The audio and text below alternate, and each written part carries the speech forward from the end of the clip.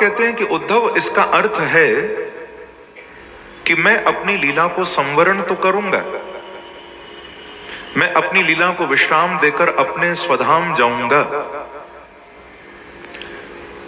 और अपने इस चिन्मय देह को, ठाकुर का चिन्मय देह है, हम लोगों की तरह भगवान का कोई पांच भौतिक देह नहीं है, हम तो मरण धर्म है, भगवान का चिन्मय देह है। प्रभु कहते हैं कि उद्धव, मैं अपने इस चिन्मय देह को, जिसको धारण करके मैंने लीला की, जब मैं जाऊंगा तो अपने देह को, इस चिन्मय शरीर को, वपु को मैं लेकर प्रस्थान करूंगा, परंतु उद्धव मैं अपने तेज को लेकर नहीं जाऊंगा। भगवान कहते हैं उद्धव, ये जो मैंने प्रकाश भागवत के अंदर विराजमान किया, ये प्रकाश नहीं था, ये मेरे संपूर्ण श्रीअंग का तेज था, यानी जो कलयुग में भागवत का आश्रय लेंगे उनको साक्षात मेरा दर्शन, मेरा आनंद प्राप्त हो जाएगा। प्रेम से कहिए श्री राधे। कहते हैं जो कलयुग में भागवत ग्रंथ का आश्रित हो जाएगा वो बड़ी सरलता से मुझे प्राप्त कर लेगा। तो बंधुओं, ये भागवत, ये साक्षात बांके बिहारी है, ये कोई किताब नहीं है, कोई पुस्तक नहीं है, ये साक्षात प्रभु है। एक बार कहिए श्री राधे। श्री राधे। और इसीलिए हम देखते हैं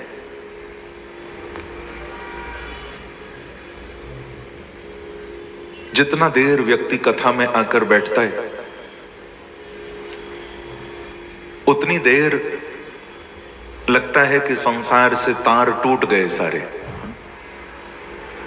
हाँ, कुछ कुछ तो ऐसे होते हैं जो बीच में भी फोन उठा के देखते रहते हैं, पर जो सच्चे भाव से कथा सुनता है, जो डूब जाता है, वो भूल जाता है कौन आगे कौन पीछे, उसको कोई होश नहीं रहता। उसका तार तो गोविंद से जुड़ जाता है। समय का भी होश नहीं रहता। पूर्व में भी आपको मालूम है ना कितना कितना घंटे कथा हुई है यहां, और भक्तों की फिर भी प्यास नहीं बुझी। अभी कोलकाता में परसों कथा का विश्राम हुआ तो सब भक्त विश्राम वाले दिन यही कह रहे थे, गुरुजी मन तो कर रहा है कि कल से फिर चालू कर दो 7 दिन, प्यास नहीं बुझी। देखो, जैसे ना एक भूखा व्यक्ति होता है, बहुत ध्यान से सुनिएगा, कई दिनों से किसी ने खाया नहीं, पिया नहीं, तो कितना प्राण तड़पते हैं कि कुछ खाने को मिल जाए, कुछ पीने को मिल जाए। हाँ, अंदर से महाराज कितना व्यक्ति तड़पता है। तो जैसे भूखे को तृप्ति भोजन से प्राप्त होती है भैया, ऐसे ही जो ठाकुर के दीवाने हैं उनको तो तृप्ति उनकी कथा सुनकर ही मिलती है। भूखे की तृप्ति भोजन से है, ऐसे ही भक्त की तृप्ति भजन से है, सत्संग से है। ये सत्संग भक्तों की खुराक है। संतों ने कहा कि बिनु पानी भोजन बिना उदर मचावे क्रांति, बिनु पानी भोजन बिना उदर मचावे क्रांति। ऐसे ही बिना भजन सत्संग के मिले न मन को शांति।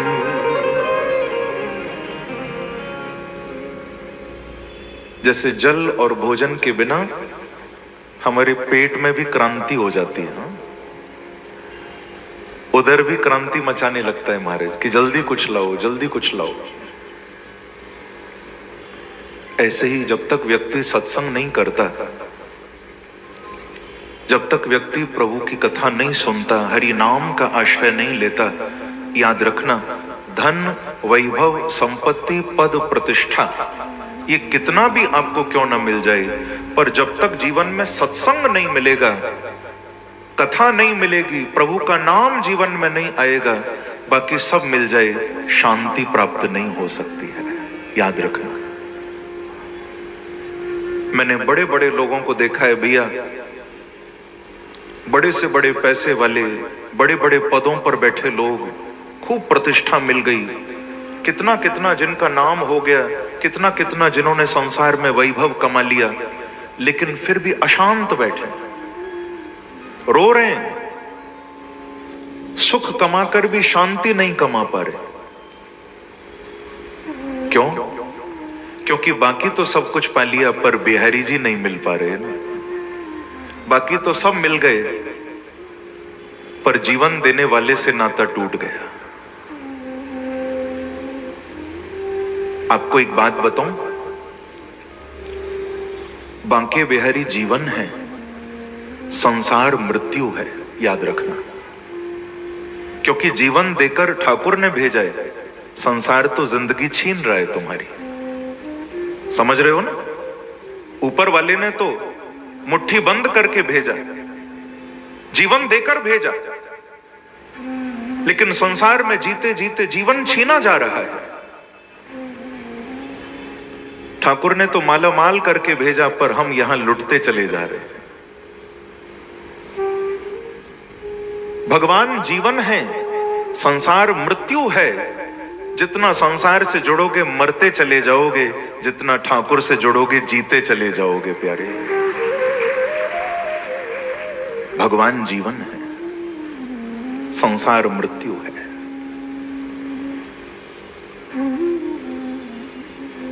एक बार कहिए श्री राधे। श्री राधे। मैं कहूंगा कुंज बिहारी, आप कहिएगा श्री हरिदास। कुंज बिहारी श्री हरिदास। कुंज बिहारी श्री हरिदास। कुंज बिहारी श्री हरिदास। परमात्मा जीवन है। संसार में हमको ऐसा लगता है कि कुछ नजर नहीं आ रहा, दिखाई नहीं दे रहा, तो आप समझ लेना ये बांके बिहारी स्वरूप, ये भागवत भगवान, जब जब अंधेरे में गुम हो जाओगे, मेरे प्रभु भागवत बनकर रास्ता दिखाने आएंगे। ये दीपक है कि यह स्वानुभाव मखिल श्रुति सारमेक मध्यात्म दीप मतित तीर शतां तमोन्धम संसारिणां करुणयाः पुराण गुह्यं तं व्यास सूनमुपयामि गुरुं मुनीनां। ये श्रीमद् भागवत की कथा, ये दीपक है। अध्यात्म दीप मतिति रशताम तमोन्धम। थोड़ा सा ध्यान देकर सुनिएगा। एक कोई संत थे, वो प्रतिदिन अपनी कुटिया पर जहां वो रहते थे ना, वो प्रतिदिन शाम को सत्संग किया करते थे, भगवान की चर्चा करते थे। और गांव के लोग, आसपास के जितने भी वैष्णव थे, भक्त थे, वो भी रोज शाम को उस महात्मा की कुटिया पर भीड़ लगाकर बैठ जाते थे कि आज गुरुदेव क्या सुनाएंगे, आज महाराज क्या उपदेश देंगे। लोगों की शाम को रोज भीड़ लग जाती थी, कोई ना कोई अच्छी बात, शास्त्र की बात, सत्संग की बात सुनाया करते थे। बहुत अच्छे संत। तो एक बार किसी दूर गांव का रहने वाला कोई व्यक्ति, बड़ी दूर से उसने सुना कि फलाने महात्मा बहुत अच्छा सत्संग करते हैं, अच्छी बातें बताते हैं, भगवान की कथा सुनाते हैं। तो वो बड़ी दूर से महाराज उनकी कथा सत्संग सुनने उस गांव आ गया।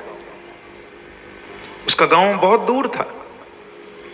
जब आया तो शाम को सभी लोग इकट्ठे हो गए कुटिया के बाहर, महात्मा जी ने द्वार खोला, अंदर आ गए सब और अपनी वही प्रतिदिन की क्रिया भजन सत्संग होने लगा। बहुत अच्छी अच्छी बातें बताई महाराज। समय का होश नहीं रहा, ध्यान से सुनिएगा। समय का होश नहीं रहा तो होते होते रात के 10 बज गए। शाम को प्रारंभ हुआ, 10 बज गए रात्रि के। जब प्रवचन पूरा हुआ, सत्संग पूर्ण हुआ, तो जो भी बैठे थे सब उसी गांव के थे, सब उठ उठ के धीरे धीरे अपने घर चले गए। पर जो वो दूर गांव से आया था, वो दोनों हाथ जोड़कर बोला कि महाराज जी,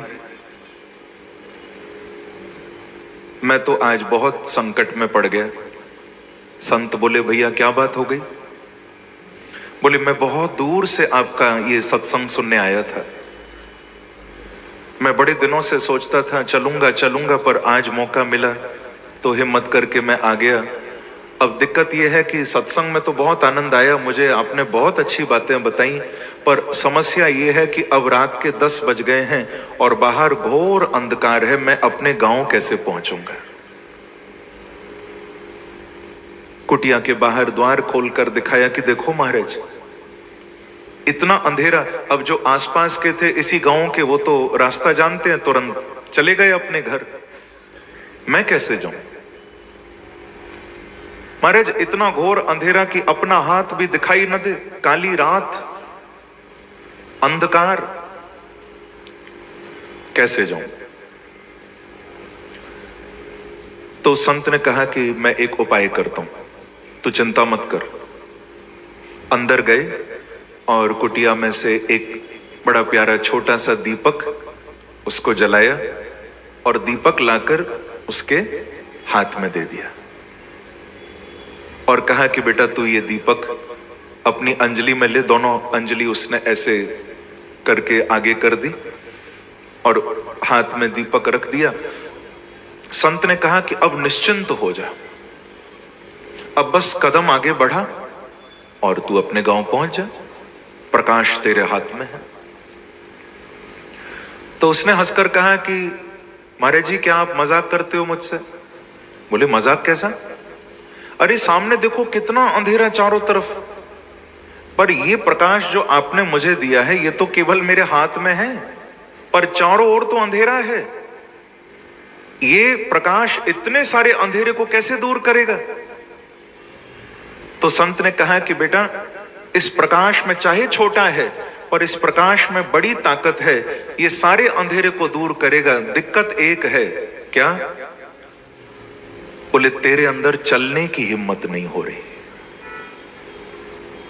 क्योंकि तुझे लगता है कि ये दिया तेरे हाथ में है तो ये सारे अंधकार को कैसे दूर करेगा। पर समस्या यह है कि तू कदम आगे नहीं बढ़ा पा रहा। अगर तू कदम बढ़ाना सीख जाए तो दिया भी तेरे साथ बढ़ेगा, और दिया आगे बढ़ेगा तो अंधेरा छटता चला जाएगा। समस्या यह है कि तू बढ़ने की हिम्मत नहीं दिखा पा रहा।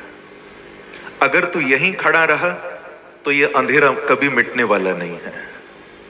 तूने बढ़ना शुरू कर दिया तो प्रकाश भी बढ़ने लग जाएगा। उसको बात समझ में आ गई। बहुत ध्यान से सुनिएगा। अब ना उसने कदम बढ़ाने शुरू कर दिए। एक कदम बढ़ाया तो प्रकाश भी आगे बढ़ा, 2 कदम बढ़ाए फिर और प्रकाश आगे बढ़ा, क्योंकि दिया भी आगे बढ़ रहा है। तो उसको हिम्मत मिलने लगी, हिम्मत बढ़ती गई, कदम आगे बढ़ते गए। संत को कहा कि महाराज जी, अब आप दरवाजा लगा लो, जाओ अंदर कुटिया में, अब मैं पहुंच जाऊंगा अपने गांव। ऐसा कहकर वो आगे बढ़ रहा था। ध्यान से सुनिएगा। तभी उसने क्या देखा कि वो संत अंदर नहीं गए, वो भागकर उसके पास आए और पास आकर जोर से दिए में फूंक मार दी उन्होंने, और फूंक मारकर भागकर वापस गए और कुटिया में जाके दरवाजा लगा लिया। ऐसे टेढ़े महात्मा। अब वो चारों तरफ अंधेरे में खड़ा है, जोर जोर से कहता है, महाराज जी आपने ये क्या किया? जैसे तैसे तो आपने दिया जलाकर दिया था, मैं बढ़ भी रहा था, पर आप फूंक मारकर दिया बुझाकर अंदर चले गए, क्यों? तो संत ने अंदर से आवाज लगाई कि बेटा एक बात का ध्यान रखना, जीवन में प्रकाश हाथ में होगा तो तू अंधेरे से लड़ लेगा, पर इतना ध्यान रखना कि दूसरों के जलाए दिए काम नहीं आते जब तक अंदर से ज्ञान का प्रकाश प्रकट न हो। बोलो भागवत भगवान की, वृंदावन बिहारी लाल की जय, जय श्री राम। संत ने कहा कि मेरा जलाया दिया काम नहीं आएगा बेटा जब तक तेरे अंदर से ज्ञान का प्रकाश न प्रकट हो। याद रखना भैया, उधार के दिए काम नहीं आते, वो कभी भी बुझ सकते हैं। हम लोग ऐसा प्रयास करें कि इस भागवत कथा के माध्यम से हमारे अंदर भी ज्ञान दीपक प्रज्वलित हो, हम अपने जीवन को प्रकाशमय बनाएं, बल्कि मैं तो कहूंगा कि अपने जीवन को दिए जैसा बनाएं भैया। भागवत का तो यही लक्ष्य है, तुम दिए जलाओ मत, तुम दिए बन जाओ, स्वयं दीपक बन जाओ, जलाने की क्या जरूरत। हम चाहें तो हम भी दीपक बन सकते हैं, पर हम दिए नहीं बन पाते। क्यों हम दीपक इसीलिए नहीं बन पाते क्योंकि हम लोगों में और दीपक में सबसे बड़ा अंतर यही होता है भैया, दीपक दूसरों के लिए जलता है, हम दूसरों से ही जलने लग जाते हैं। प्रेम से कहो श्री राधे। दीपक में और हम में यही अंतर।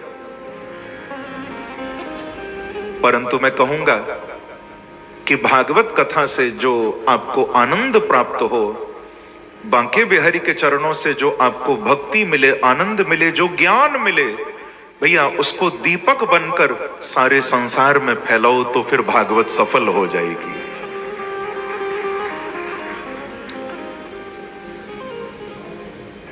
तुम भी प्रभु के नाम से जाने जाओ तो आनंद आ जाए।